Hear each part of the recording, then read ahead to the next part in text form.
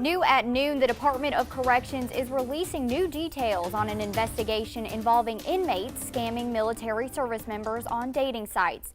Investigators say 442 service members were affected by this scam.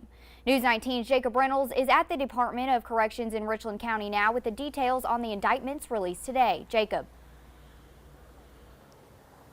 Jenna, good afternoon. In front of the Broad River Correctional Facility, a gaggle of military investigators and state and federal law enforcement unsealed 5 indictments targeting 15 individuals they say were leading a sextortion ring. Now, those investigators told us it involved inmates and friends and family on the outside who would use contraband cell phones to create fake profiles on social media and dating apps. Now, they say these inmates would pretend to be young women, lure military members into conversation, and then get them to exchange nude pictures back and forth. Then once they had the pictures, these inmates would then call the service members pretending to be the girl's father, claiming they would tell their superiors what had happened unless they paid them. All told, investigators say 442 people fell victim to this, paying more than $560,000. And the South Carolina Department of Corrections Director Brian Sterling says this is just more evidence contraband cell phones need to go.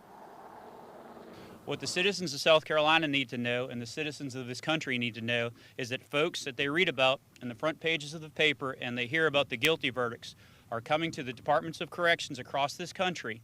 They're physically incarcerated, but as you see today, virtually they're out there among us. They're on the internet, they're able to continue their schemes from behind bars and continue their criminal ways. And investigate. And like we said, this investigation involved SLED officials, NCIS, the U.S. Marshal Service, a wide variety. And the NCIS led this investigation. They say it started in January of 2017, and they're not sure if more victims will come forward now that the indictments are public. They also said there could be civilian victims as well. And we do want to make it clear, they did press on this at the press conference, that the military members who are victims of this will not be charged with any crimes because of course, they are victims. Reporting live in Columbia, Jacob Reynolds, News 19 WLTX.